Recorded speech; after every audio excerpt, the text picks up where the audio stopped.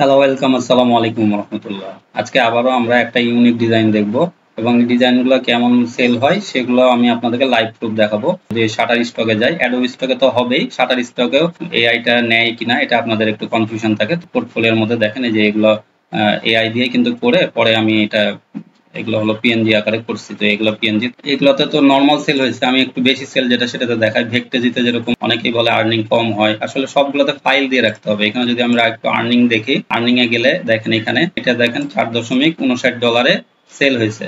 তো এইটাই আমরা করে দেখাবো যে এগুলো ফাইল আমরা কিভাবে তৈরি করতে পারি। তো এটা নিয়ে আপনাদের কনফিউশন থাকে যে এআই ফাইল আসলে সাবমিট হবে কিনা। আপনাকে ক্রিয়েটিভ ওয়েতে ডিজাইন করতে হবে, তাহলেই কিন্তু আপনি এটা অ্যাপ্রুভ করাতে পারবেন এবং এখান থেকে সেলও জেনারেট হবে অনেক ভালো। এটার জন্য আমরা ইলাস্ট্রেটরও ব্যবহার করব এবং ফটোশপও ব্যবহার করব। আমরা ইলাস্ট্রেটরে চলে আসব, এই ফাইলটা আমরা ওপেন করে নেই, এরপরে ফাইলে চলে যাব, এটার উপরে ক্লিক করব। আমরা ইমেজ ট্রেস এখানে আপনারা পাবেন, না হলে এখান থেকে উইন্ডোজ থেকে ইমেজ ট্রেসটা আপনারা নিয়ে নেবেন। ইমেজ ট্রেসের এখানে যে আমরা স্কেচ আর্টটা করে নিব।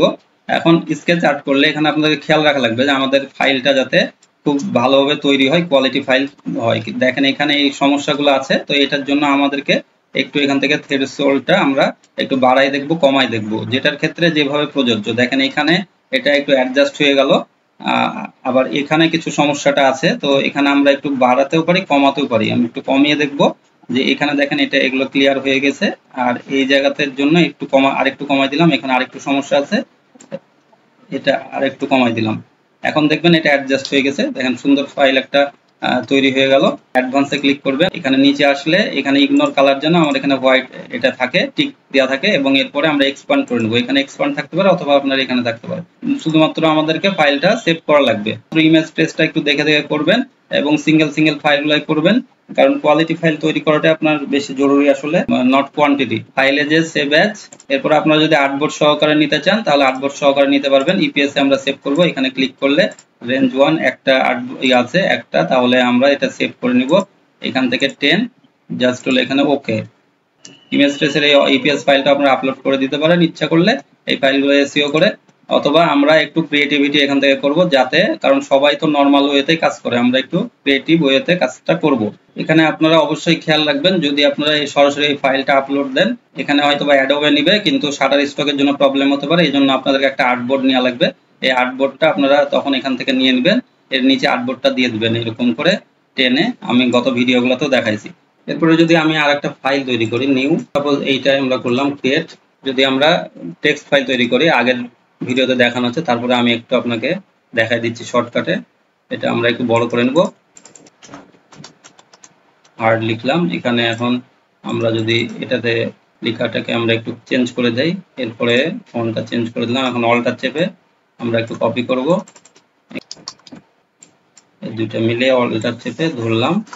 এটাতে এখন ইজ দ্য কি টু সাকসেস, বাস। এখন আমরা এটাতে এটা সিলেকশন করব, অটোমেশন একটা চালাবো, সেটা আমরা এর আগে পর্বেও দেখছি। আমরা এই টেক্সট ব্লকটা চালাবো, ওকে করব, ওকে করব, তাহলে এখানে আমাদের ফাইলটা তৈরি হয়ে গেল। এগুলো আমরা ডিলিট করে দেব। এখন এটা অল্টার চেপে সাইজ করে দেব,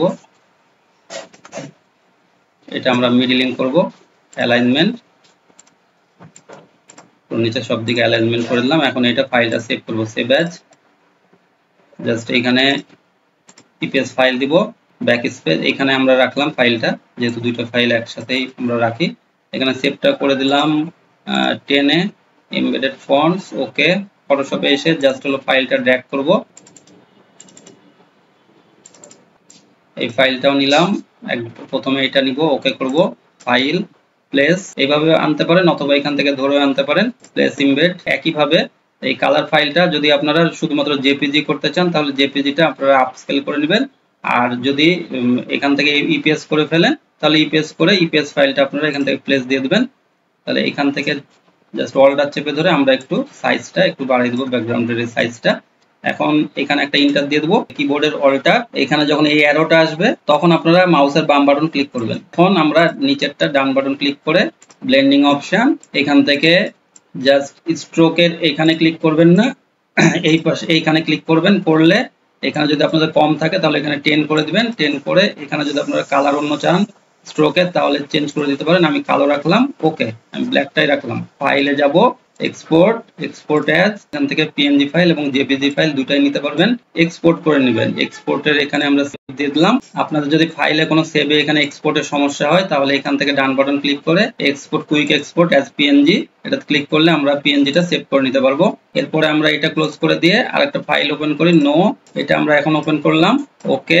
এই ব্যাকগ্রাউন্ডটা আমি দেই, বড় করে নিলাম, জুম করে এন্টার, প্রেস অল্টার কি from the keyboard and press mouse left button, right click of your mouse, blending option, click right side of stroke, here input 10. If you change any stroke color back to others, then choose here. Okay, all done. File, export, export as, you can choose any format, PNG or JPG, and you can scale 2x 3x, anything you want. Then create here the file location, save it. Now see the file, D, here is the file. Okay, all done. And this one. So আপনারা একটু quality work চেষ্টা করবেন, সবসময় automation নিয়ে কাজ করবেন না, অটোমেশনকে ব্যবহার করবেন এবং অটোমেশনকে কিভাবে ব্যবহার করে একটা ইউনিক ডিজাইন তৈরি করতে পারেন সেটা আপনাদেরকে দেখাই দিলাম। দেখা হবে পরবর্তী ভিডিওতে। সে পর্যন্ত আসসালামু আলাইকুম ওয়া রাহমাতুল্লাহি ওয়া বারাকাতুহু।